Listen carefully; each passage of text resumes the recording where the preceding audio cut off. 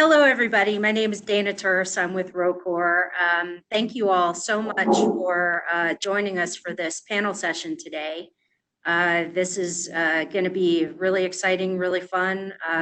Great folks on the panel today. I would like to introduce Scott Tibbetts, who is going to be our panel moderator today. Scott is a bit of a rock star in the industry. Scott founded a company called Starsys and was the CEO of Starsys, a spacecraft mechanisms company, which is a subject that's near and dear to my heart. And he has flown over 300 spacecraft mechanisms, 0 failures. Starsys was acquired by Space Dev in 2006 and was acquired by Sierra Nevada in 2008. Scott is also the vice chair of the eSpace, the Center for Space Entrepreneurship and congressionally funded aerospace incubator. Scott is also an executive advisor to Roccor. He sits on our board. And he's also a very good keyboard player. He plays in a band called Too Much Fun. He's also really good at karaoke at parties.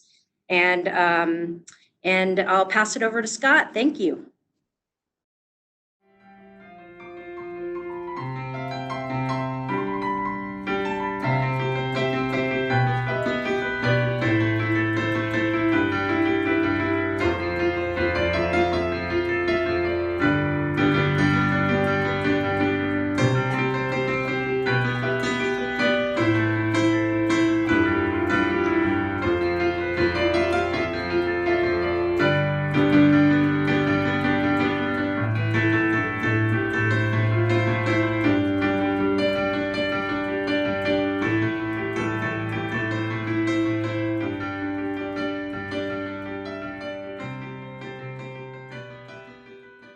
As you might get a sense, Roccor is not your traditional aerospace company. Dana, I'm very pleased that you brought me along for this. Really, to have an opportunity, particularly with solar sailing. So I'm going to get going. The focus is going to be on the folks on the panel, and I'd like to introduce them. We're going to start with Artur Devoyan, and he is assistant professor of mechanical and aerospace engineering at UCLA. And he and his group are working on new nanoscale materials for advanced space propulsion. He has a PhD from Australia, which is a little interesting given that he grew up in Saratov, USSR, not far from where Yuri Gagarin actually landed. Not that that was supposed to be where he landed. He was 2,000 kilometers off, but he was deep into the USSR back in the day. And he's interested in light sailing because it enables breakthrough space exploration. He's been at Caltech. He's been at University of Pennsylvania. Artur, thank you for taking the time to be a part of this. Thank you, Scott. Okay, and we've got Dave Spencer. He is the mission manager for the Mars Sample Return Campaign, NASA JPL. He is the mission manager, and he is also the project manager for LightSail 2 in support of the Planetary Society. And he, back in the day, worked up in the Forest Service in Ketchikan, Australia, Alaska, building trails and fighting forest fires. So he spent some time in Alaska. So welcome, Dave. All right. Thanks, Scott. Good to be here. So Les Johnson, you're the guru, the guy that's the head of you're the visionary with all this. You've been at this for a while. You're the principal investigator of solar sails at NASA, and scientist, author, futurist, space technologist, principal investigator for Near-Earth Asteroid Scout, the first interplanetary solar sail mission, and he's also a writer. His latest nonfiction book is on the new wonder material, graphene. It was reviewed in Nature, and it is running neck and neck with E.L. James' new novel, 50 Shades of Taupe, for the #1 slot on the New York Times bestseller list. Welcome, Les. Yeah, it's good to be here. Thanks for having me. I'm looking forward to the discussion. All right, and it's going to be a lively one. And our host is Dana Turst. She's director of emerging products at Roccor, and she's deep into mechanical engineering, specializing in advanced composites, high performance composites, what I call collapsible composites. She's a CSU alumni. She's in Longmont, Colorado, and she is one of the most knowledgeable people out there on large deployable composite structures, which are the enabling technology for solar cells. You can't do it with metal. You have to do it with high performance composites. And she is and has been a competitive rock climber and has scaled 2,000-foot walls. And as she said, has had multiple 50-foot rips the screams right out of your throat falls to her credit in that career. So with that introduction, we'll get going, and a little bit of housekeeping for everybody out there. It's going to work best if you put this in grid mode so you can see everybody and you can see everybody's reactions. So go up to the right-hand corner of your screen where you see those 4 little dots. Make sure you're in grid mode. The other thing is that we are going to be taking questions, and we'd like you to send those to us. You'll see that on the question side of this event. And as you send those, they'll be forwarded to me. We'll include them in the discussion. And the third thing is we have special prizes and kind of a treat going out to all those that you're attending. So if you get on the chat line and send your link, we'll send you some really cool Roccorian swag. And with that, we'll get going. I would also suggest to the panel, if you want to answer a particular question, if you would just click off of mute to on, that will let me know that you're raising your hand and you'd like to take a question. So we're going to start. Archer, I'm going to start with you. What the concepts of solar sails have been around for decades. This is Arthur C. Clarke kind of stuff back in the day. Why now? Why now? Why is it enabled now? Why the excitement? I think that two kind of revolutions going at the same time in parallel. One is with materials. So we have really lightweight and new materials, nanotechnology and so on, that created a wave of new materials, like graphene is one of them. And that allows us to create like ultra lightweight structures for deployable mechanisms as well as for the sail materials themselves. So that's kind of the enabling technology for the solar sailing. Another one is also kind of miniaturizations, nanostructures, but from the point of view of instruments. And in principle, you can have a big sort of device, multifunctional device just in your pocket, which is your cell phone, right? So you can have all of the functionalities in your cell phone. And that means that, before I had to build big instruments and big spacecraft to host these instruments. Right now, I can just put all of these things into a very small device and a very lightweight device. So now, essentially, I have 2 components, which is materials and very lightweight devices. So I can have a very large set of missions into different directions, into different destinations that can be enabled by the solar sailing with just, these 2 components coming together. We just need to test it.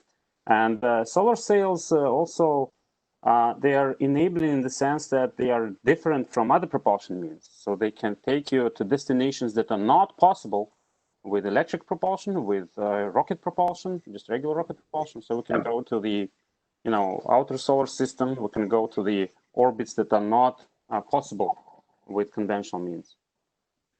Thanks, Artur. So you bring up something about, you made a phrase, all we have to do is test it. That's just the last step, test it.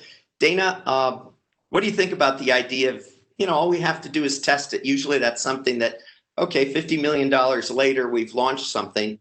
What's your take on all we have to do is test it? Interesting question. It's, for the future of solar sailing, we're usually talking about very, very large apertures that are required to accomplish the solar sail performance that we really want and need. And there's only so much testing that you can really do on ground, but that's okay. That's okay. The important aspect of this is that you buy down as much risk as you possibly can on the ground by testing. We may be talking about apertures that are well over 1,000 meters squared in deployed area. And that's a pretty difficult type of structure to adequately test on the ground because you have gravity effects. Of course, you can always implement gravity offload fixtures and things of that nature, but you're also talking about extremely gossamer structures here, and just minor things such as air currents and it's not like you can take a 1,000+ meter squared structure and put it into a thermal vacuum chamber and deploy it necessarily. So there's got to be a good balance, and this is a good question for the difference kind of between the old space mentality and the new space mentality, where there's certainly a lot of good testing that we can do on ground, but what's really important in a lot of cases is for us to be able to do the testing we need to do to correlate our analytical models and our predictions, and be able to feel very confident that, yep, we modeled it, our test matches what we modeled, and we know how this thing scales. And there's a certain point at which you just got to fly it. Yep. You're bringing up a really interesting point that ties to my apologies for the question. Let me just go mute in a second. I'm going to ask Les a similar question to earlier. Why now? You've been tracking this for a long time. Why now? Who's got the question? That's you, Les. Sorry about that. That's me. Why now? Well, Why now? I guess there's been a lot of momentum over the last 10 to 15 years. There was a lot of work done in the early 2000s, ground testing sales, developing the materials, the preliminary booms. Then in 2010, you had an Earth orbital test with a 10 square meter nanosail D that NASA Marshall flew. And then you had the spectacular success in Earth orbit of LightSail 1 and 2. Dave Spencer, I'm sure, will talk about those that were flown by the Planetary Society, which showed that you could deploy larger sails. And the Japanese flew one. And I'm going to echo Arturo. People ask me all the time, Les, what's changed in the last 20 years to make sails viable today versus then? And yeah, it's materials, but I'll hold up a piece of material that we're going to use on the sail missions that I'm flying. And that material has been around for 20 years. It's a polyimide coated with aluminum. And the booms we're going to use that were used by LightSail and that we're using on the Near Earth Asteroid Scout are not really necessarily new tech in the sizes that we're flying them. What the revolution has been is the miniaturization of spacecraft and instruments and their avionics. Because when you fly a sail, Newton's comes back in force, F equal ma, right? There's only so much force you can get from sunlight at some distance from the sun. So if you want a high acceleration, you've got to have a low mass. And 20 years ago, the mass of spacecraft was much larger, which meant for the size sail we could deploy, we couldn't get much acceleration, which means we couldn't really do the missions. But with the miniaturization of spacecraft, which has been a true revolution in spaceflight over the last 10, 15 years, with CubeSats and small sats, suddenly you can do real science missions, get back data that people need in a low weight system, which means the sails that we can envision building, like Dana mentioned, 1,000 to 2,000 square meters, using things like high strength composite booms now, which have also been around for a while. We can now do those. So what's really changed is the whole ecosystem and the systems level changes, and they finally caught up with the capability that we have for sails. Hey, Scott, if I could just add on to that. So the CubeSat standard, in addition to bringing down the mass and having a commercial off-the-shelf capability, it also brought down the cost. And so for the LightSail program, it made a lot of sense for the Planetary Society to actually build 2 flight units and use one of them as a test article. We called LightSail 1 a test flight because the whole purpose was to demonstrate solar sail deployment before LightSail 2 would actually control the orientation of the solar sail. So rather than going to a high cost test facility and doing a thermal vacuum deployment, we actually flew the thing, tested it in space. And you're bringing up a point that is really key, and it ties to one of our first panels about new space. So here's the launch cost coming down. It's coming way down by orders of magnitude. So the opportunity to be able to say, testing's key, we got to test. Now we can afford it. Let's build it, design it, test it, and if it works, we're good to go. Where, if a launch was $20 million, $30 million, that wouldn't be on the table. So you're saying that's like another enabling factor along with small sats and structural materials. Yeah, that's right. And the opportunity to fly secondary payloads, CubeSats and small sats, where the primary cost is paid by the primary payload. And in many cases, there are opportunities to get free flights on these launch vehicles. And we've taken a lot of advantage of those opportunities. Yeah, that's changing a lot of things, all the free flights that are available. Yeah. Archer, what worries you most and what excites you most about solar sail missions? What keeps you up at night, and what's having you pump your fist when you start thinking about what's coming up? Well, I did at some point my homework, and surveyed the different technologies that can get us to say distant planets or interstellar medium. And if you think about it, it took Voyager about 40 years to go from here to the boundary of space, right, to the boundary of the heliopause and so on. I don't want to wait for 40 years for another mission to go there. And solar sails, they can bring me there, in reasonable time, which is like 5 years, maybe less than that if we do it correctly and, do it properly. And with very, very cheap missions, in the sense that we can have $10 million spacecraft, roughly speaking, $10 million spacecraft that can go to the interstellar space. That's really amazing. And that's really exciting, because we can launch many spacecraft, explore it, different, not just one Voyager in 40 years, but really multiple spacecraft in really cheap way and explore it. I think that you asked about the challenge. I think that's the skepticism, and people are used to think about big, huge spacecraft that, multi-ton spacecraft that are really expensive, multi-billion-dollar kind of flagship missions.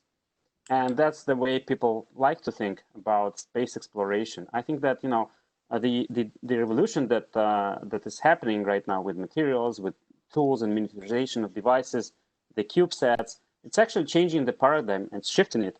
So we are now in the domain that, this CubeSat that is a secondary payload can be as capable as the flagship mission, and it can do the same sort of, investigation of, bring up the same science data as a big sort of huge flagship mission.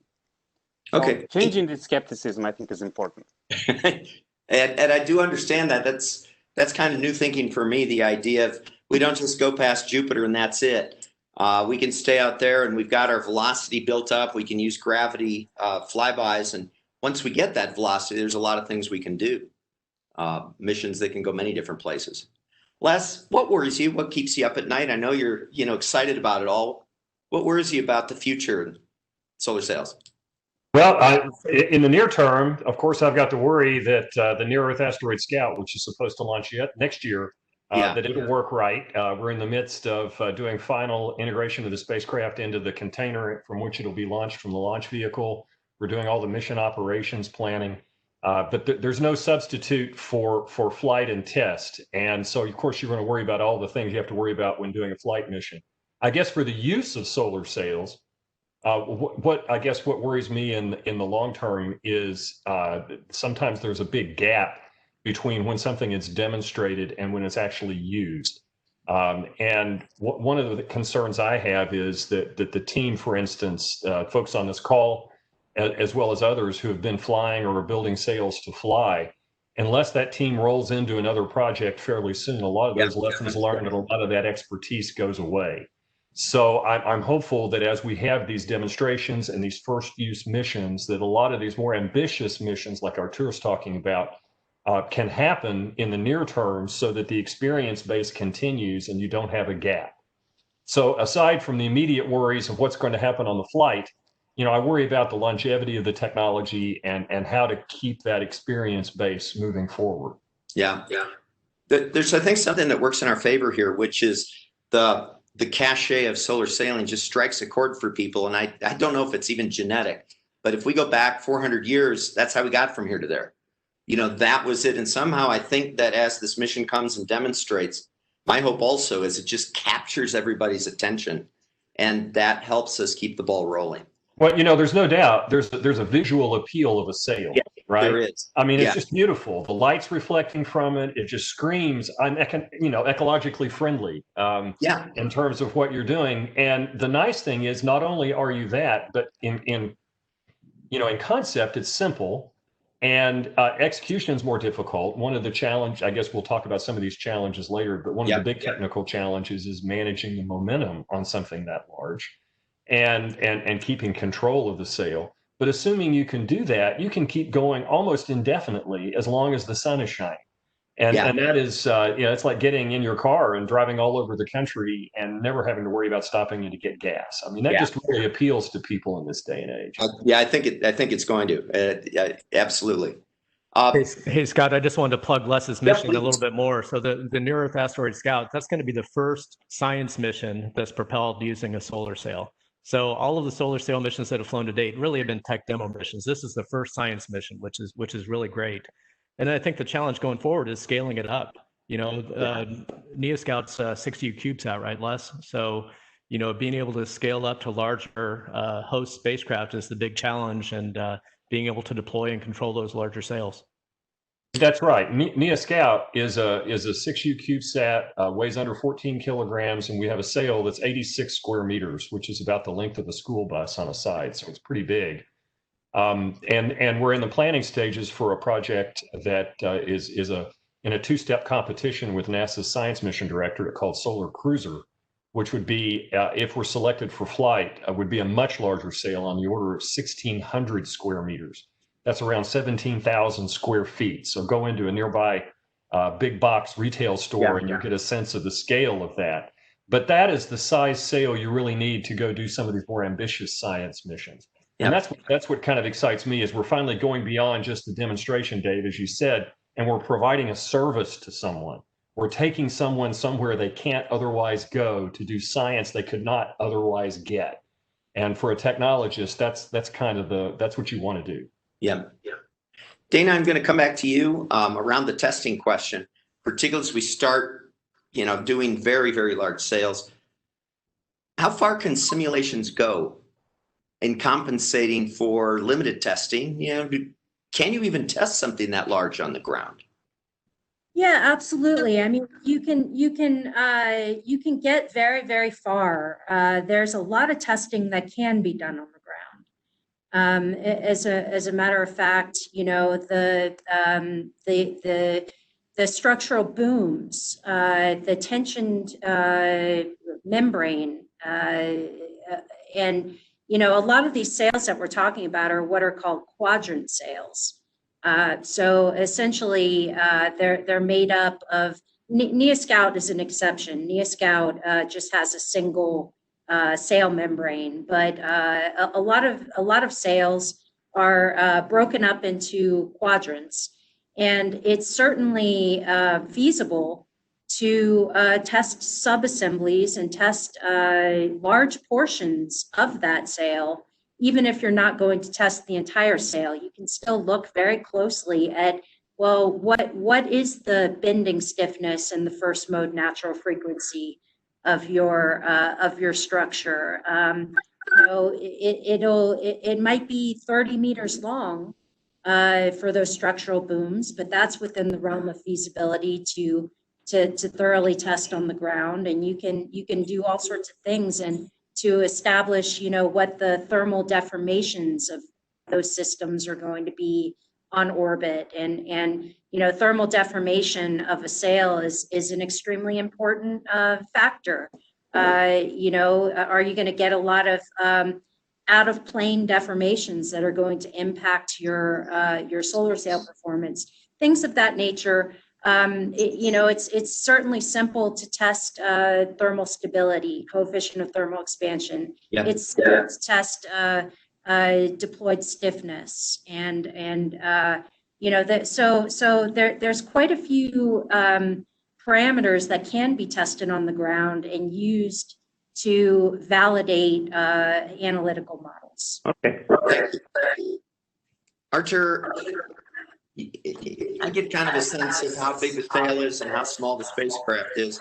Could you give us all, though, quantify that? What is the size mission that we can do? Is it, yeah, obviously it's not 500 kilograms, and probably there's not much we can do with 1 kilogram.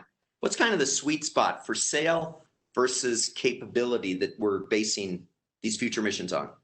So the key parameter that, I mean, let's talk about it, the force and the mass that driving the dynamics of the spacecraft. So if you kind of take these two and bring it down to a single parameter that makes sense in terms of solar sail missions, this is area of the sail that is out there to the mass of the entire spacecraft that is available. So now, depending on the value of this area to mass ratio, you get different sets of missions. So for example, the ones that Les is doing is kind of getting close to 10, and that's already enabling asteroid kind of scouting and, exploring, inner solar system bodies. If you get to 100, you can already get to very high velocities, much higher than what Voyager was traveling. Like, this is the ultimate kind of 70 kilometers per second speed that it is cruising at 17 kilometers per second speed, right? So you can get faster than that, several times faster than that.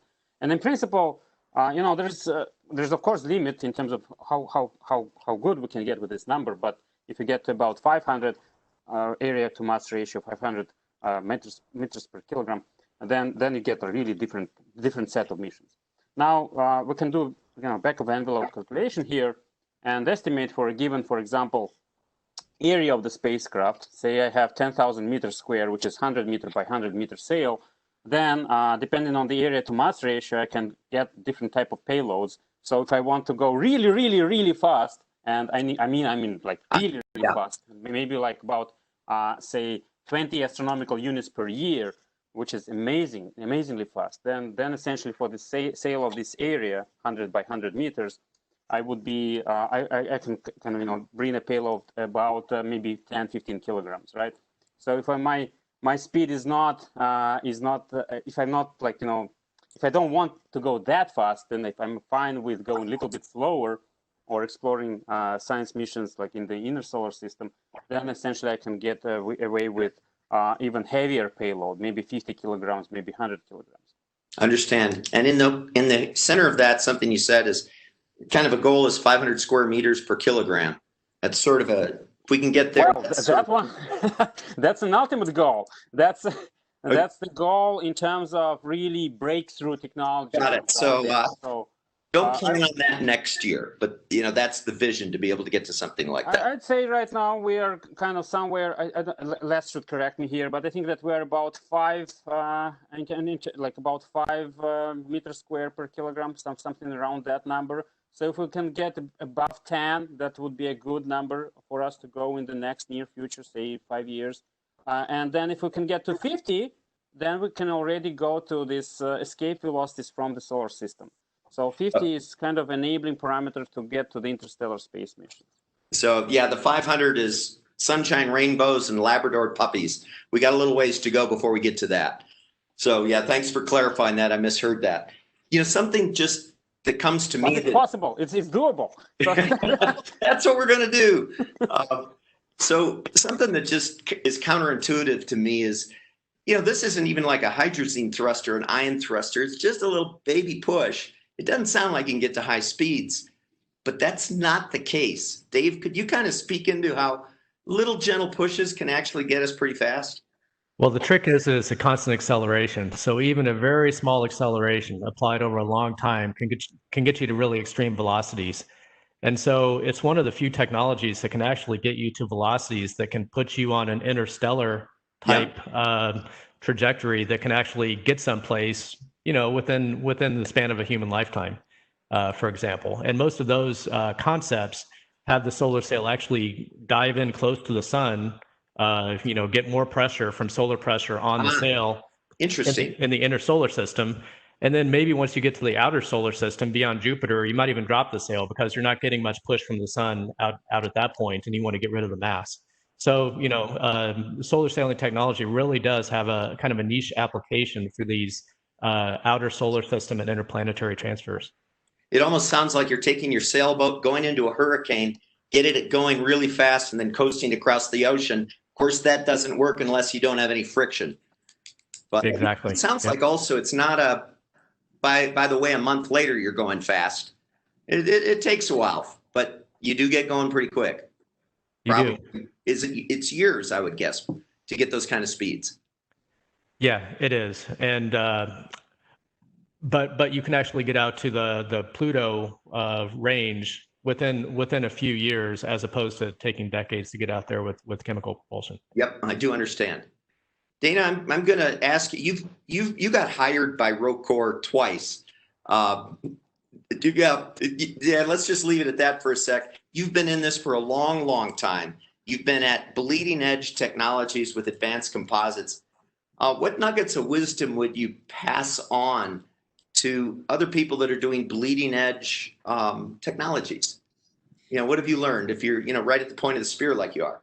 Yeah, I think that it's really important to dream and think big and be creative.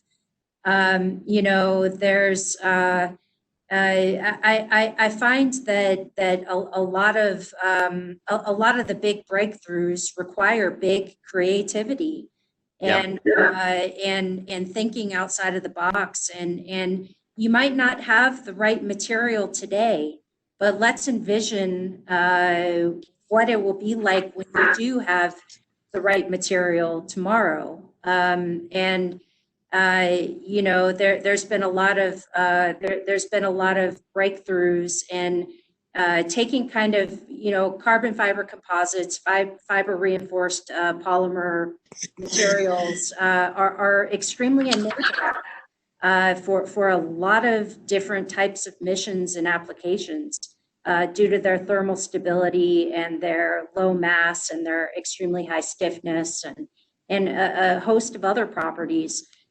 Just being able to explore think outside of the box and figure out how to apply those kind of cutting edge new enabling materials and capabilities. That's always been fun for me, and I also take a lot of inspiration from children's toys.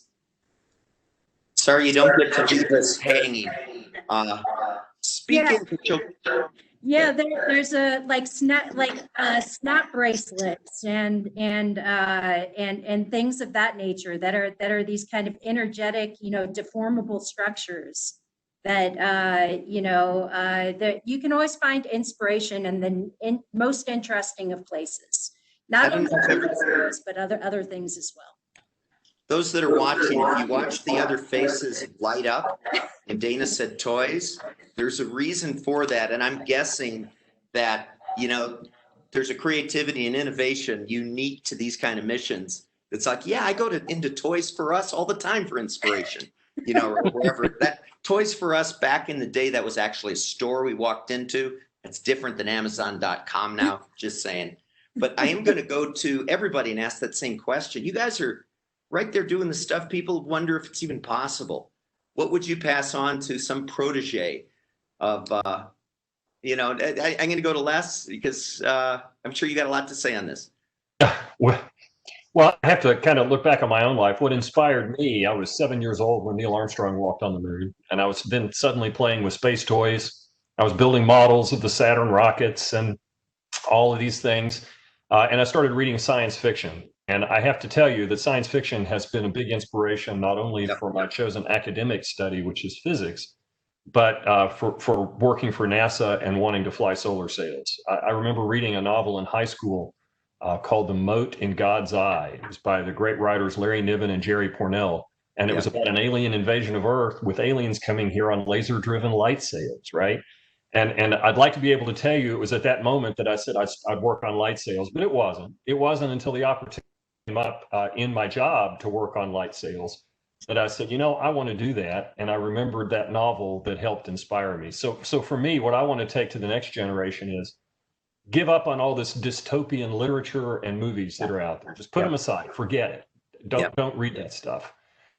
Look at real history and science fiction that postulates how we can overcome our challenges and our problems, and we can make tomorrow a better place. And so I don't believe in a no-win solution.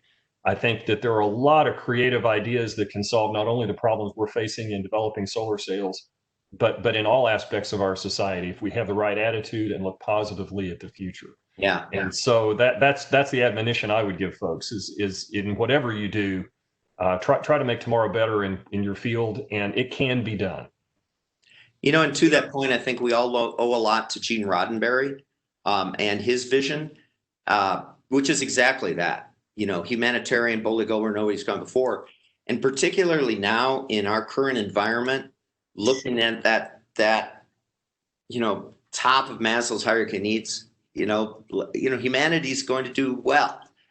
I think that, and you'll see back over here, I have my enterprise model. I don't know if it shows up on the screen, but that's what I also use for inspiration. And we aren't yet at warp drive, although Artur is trying to make it happen with the laser-driven sail materials he's got. But it's an inspiration. we're still on impulse drive. Dave, your counsel to your proteges that want to follow in your footsteps. Yeah, well, I like the question of, what sort of nuggets of wisdom would you pass on when developing, cutting edge space architectures?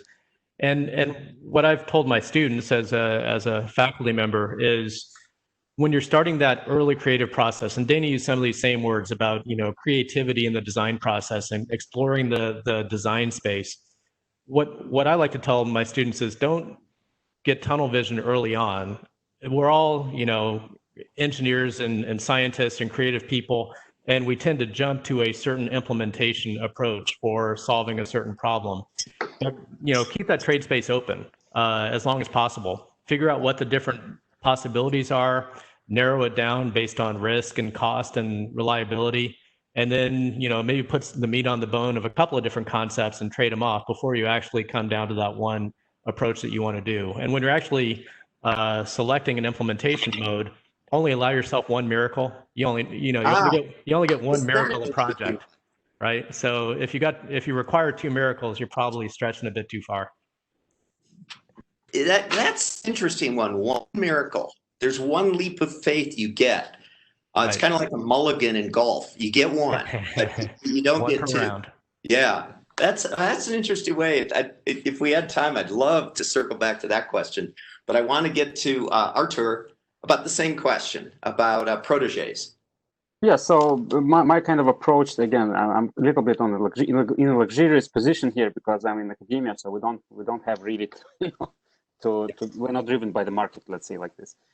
So then in that regard, actually, I'm asking my students to think a little bit bigger, kind of in terms of inspiration, to think about the humanity and where we can go next, right? What's the next step for us? And I think that we have different propulsion technologies. Solar sail is really different thing here. So that's the inspiration that we're getting in that sense. Now, speaking of the technology implementation, again, very similar to David's kind of vision in here, I guess, because it's again the same faculty approach that we think really big, but then we sort of narrow it down to a single line of thinking that we can implement in the lab and maybe later on the market. So that we can do the technology and then technology transfer later on. It's interesting, the parallel with how creatives work in advertising agencies. They start from a very large range of disparate concepts, and they just keep coming down. And next thing you have is a guy without a shirt on a white horse selling Old Spice deodorant. Little different than what we do here, but the creative process, which clearly comes out from you, has that kind of flavor. Because you can't narrow down yourself to a single kind of item and then think inside the box will not lead you to any innovation, right? So you have to think about outside of the box, and then you have to think of several boxes. Agreed. Yeah, that's right. Dana, you're making these things. How do you make something that large? I mean, how do you manufacture a solar sail? Yeah, good question.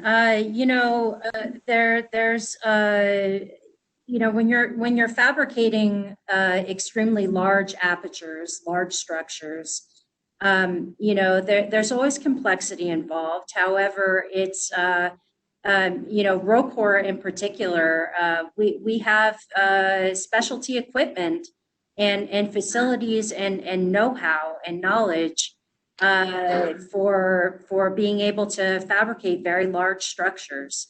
We've done it before, and have demonstrated that it's possible. And one of the really important factors or features of high strength composites, and I'll focus on that one just for now, is that the manufacturing approaches and the tooling involved, the equipment involved, it's all very conventional.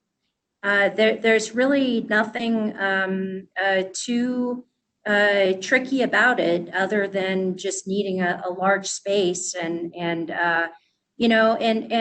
with respect to manufacturing a sail that is extremely large, there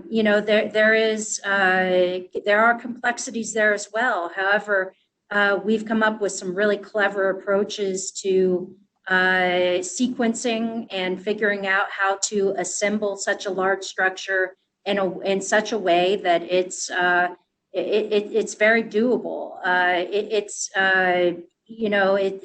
It's not as hard as you might imagine to put these types of structures together. They're all things that we've done. Large apertures have been done for quite some time. And you just kind of have to be creative and work through the process. Thank you. Pleasure. It is impressive. What was the epiphany moment each of you had where you realized that this really is going to be one way we do propulsion? It's on paper, people are talking about it. There's laser powered aliens, but at some point each of you went, this is really going to go. What was the epiphany moment? Les, let's start with you. Wow, I guess the epiphany moment for me was when I discovered what the real state of the art of the technology was. Yeah. And so you can think, okay, how did he build these things? What can we do? And you start out thinking you're going to have to build these really enormous sails, and you realize you can't. But then you get to the experts and you say, well, what size can we build? And at the moment that like I mentioned earlier, that the small set revolution happened, that was really the epiphany moment for me. It was if you like Reese cups and you remember the old commercial, the person with the chocolate bar and it's stuck in the peanut butter jar, and you came out with a Reese cup because you had these two things that serendipitously collided. That's kind of the moment that I had for solar sailing. And that was when spacecraft mass went down, suddenly it could go. And at that point, you could find in the literature a lot of people who had theorized for years about what these area to mass ratios, what the characteristic acceleration, which is a measure of performance of the sail, had to be to do real missions that people wanted to do. And suddenly we were in that range. We could do it. And so that was the epiphany for me when it transitioned from the, interesting technology, what if, to, hey, wait a minute, we can build these things. Son of a gun. This could actually work. Yeah. Dave, what was yours? Yeah, I think for me, the formative moment was when I read Lou Friedman's book called Star Sailing and Solar Sails and Interstellar Travel. Lou Friedman is one of the founders and executive director of the Planetary Society. And in my first few months being at the Jet Propulsion Lab, I picked up this book and read it. And just a cool technology that I wasn't familiar with. And the promise was just obvious. Once you actually kind of grasp the concept, the potential that the technology provides was just very apparent. Okay, Archer? It's somewhat similar to Dave's, but not reading the book, but meeting Lou Friedman. So when I met Lou Friedman and started talking about the different propulsion techniques and technologies, and it really clicked in my mind that light sailing, both solar and actually laser sailing, is the technology to do the exploration of the space at large. Dana, when was your this is it moment? Yeah, I really learned about solar sailing through reading and meeting Les Johnson. And really understanding kind of what the driving requirements were and understanding that, yeah, we can do that. We can do that. And you know, this isn't crazy science fiction stuff. This is technically implementable and exciting stuff. And just you know, the mission possibilities just got me really excited about this technology. I'd like to jump back in though, because for me, the thing that motivates me today is not something I'm going to see. It's something that Arthur talked about. Yeah. And that is when you do the numbers, and Dave talked about this also, when you do the numbers, you can see that within real physics, not made up physics, no works here, no speculative dark matter drives or anything like that, but with real physics, light interaction with materials, we can use this technology in the future to take a robotic probe to another star system and explore these exoplanets. Yeah. To tell you what such a geek I am, I just gave myself goosebumps, okay? Because I think that our technological proteges, our descendants in the progression of this technology field are going to do that. And to me, yes, we can do great term. Wonderful solar storm monitoring. We can learn more about the sun's poles. We can do all this great science, and it's cool new technology. But when you get to my core, my motivation is what our descendants will be able to do with this to explore the universe. There was a comment made here earlier that's a provocative one, which is, within my lifetime, something that I've done may end up at another solar system, another solar system. That's not a common phrase you hear from people in the space business. By the end of my lifetime, it's like when they were building cathedrals back in the thousands. These were things that were 20-year projects, 30-year projects, and all they're looking for is, by the time I move on, that my cathedral's done. And it's real similar thinking you're talking about. It's really provocative. It's got me thinking. So I'm gonna go to a king for a day question. You have just become the NASA administrator. I mean, it just happened. Tomorrow you get a letter in the mail, and you have control of the NASA exploration initiatives. And your first job is you get to choose a mission for a solar sail project, authorize it, and make sure it happens. What's the mission you choose? And let's see who looks the most flummoxed by that question. I'm going to go to Dave.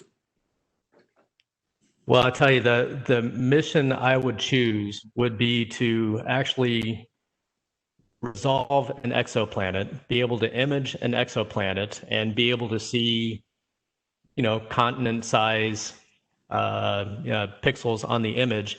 And the way you can do that with solar sails is you go far enough out and you use the sun as a lens to bend the light around that gravity field that's provided by the sun, and go out to that focal point, take your solar sail to get out there as a focal point. Perhaps you can use that same sail to blot out the sun. And it's just a really elegant mission and a really unique application of solar sailing. And I'm go ahead, maybe Dave, have Lou finish up. Friedman. Sorry. I maybe have Lou Friedman on the mind, because this is a concept that he's actively working on right now with some of his colleagues. Little nod of the hat, tip of the hat. Dana, what's your dream mission? Oh, that's a tough question for me. I'm fascinated by the technology, but I'm the technologist, not necessarily the scientist. But I think one of the really interesting aspects of these sails is the ability, as Les was getting at earlier, to do momentum management and actually trim the sail, to guide the sail, steer the sail. And it enables you to go some really interesting places. And Les and I worked on a proposal quite some time ago for a mission that would actually go to an asteroid, and it was called New Moon Explorer, and this was a capability to basically take a sail and really go someplace specific to be able to do imaging. And I find that to be really fascinating, and using the technology in ways that are, very applicable to a steerable solar sail. Thanks. Thanks, Dana. Over to you, Les. 3 minutes. Yeah, well, I have to say I'm with Dave Spencer to a point. I'm a part with Lou Friedman. We're both supporting Slava Turchev in his study of the solar gravity lens mission using solar sails. Yep. But looking at the state of the technology, if someone said, what sail mission are you going to do starting tomorrow, like your preface was, I don't think we're ready to do that mission yet from a technology point of view. I think it's going to take tech maturation. What I would do is I would go for the Interstellar Probe mission. Yep. Which is also a mission that's going to send a spacecraft rapidly out of the solar system. But instead of going to do the imaging of the exoplanet, it's just going, it's a lot. It's going to study the interstellar medium and penetrate perhaps 500 or more astronomical units into deep space. And that's a mission we could fly with a sail if we started developing it like tomorrow. We could probably do that in about 10 years or so. And the successor to that mission, I think, would be Dave's solar gravity lens idea. But I would do a little bit simpler mission first. Yeah, understand. Thank you. Artur? I'm also working actually with Les and Lou and Slava Turushin. We're supporting him in the solar gravity lens mission. And I agree with Les. I'm a little more optimistic on the timeline of the technology maturation there. So I think that with investment, the solar gravity lens can be done in reasonable amount of time. But yes, the first mission that we can go with is the technology demonstration mission, which is going to the interstellar medium and just probing the medium itself. There are a lot of unknowns there, and there's a lot of kind of evolving and emerging science that is interesting to see and observe. But the interstellar space is also kind of broad. There's like Planet 9 that we have not seen yet. So can we just probe it somehow? This, when you think back, I'm going to come back to the sailing analogy, and you look at the folks that Magellan and took off to go around the world. The timeframes they were talking about are similarly, big. I'll be back in 2 years, and I may not be back at all. And that was okay because you were going to some place that was so extraordinary, it was worth that investment of time, and in that case, life.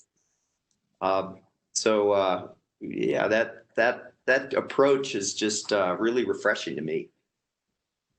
So, what this reminds me a little of is, Arthur C. Clarke back in the late 50s was talking about geostationary spacecraft. We're going to put a spacecraft up there at 25,000 miles. We'll be able to do communication. And I'm sure at that time that's lovely, but it will never happen. And add 40, 50, 60 years to that, and those kind of things do happen in those kind of timeframes. So we're getting down to, we've got about 5 minutes left. So I'm gonna take you forward in time. This is a little like the last question. So it's August 2025. And for some reason, we're all together at some space symposium. And we're thinking back on COVID, and we're thinking back on this call. We're kind of sitting there drinking beers going, remember when we were saying these things? And here's the question for you. It's a who would have thought? So 5 years from now, we're all talking over beers, and each of us is saying, who would have thought that happened? Who would have thought that part of this vision manifested? It didn't even fit in my brain back in 2020. What's your who would have thought looking back 5 years from 5 years in the future? Those are some confusion. Les, I'm going to go to you. I'm the eternal optimist. So 5 years in the future, that's going to be after the successful flight of the Near-Earth Asteroid Scout, where we've surveyed an asteroid using the sail. It'll be after the test flight of the Solar Cruiser, which is the 1,600 square meter sail. But the who would have thought moment is going to be that after Light Sail and NEA Scout, that we see a whole host of small spacecraft mission being launched all over the solar system, potentially by some of these asteroid mining companies to surveil asteroids for what the resources are, potentially for solar storm monitoring using some of the smaller sails. The who would have thought moment for me is going to be how rapidly the technology was adapted and being used to fly missions. Artur, what's the who would have thought 5 years from now? I'd say that we are launching a spacecraft, right, diving into the sun, and within 5-year timeline, right? So we see that Near Scout works out. Solar sails are demonstrated, large ones we can launch them and deploy them, but now we do, real stuff. All right, Dana, it might be technology focused rather than mission focused, since that's where you live and breathe and love. Who would have thought in terms of what you would have been able to create? Yeah, so building upon what Les was saying, I think it's going to be really demonstrating that this technology is viable, and that extremely large apertures are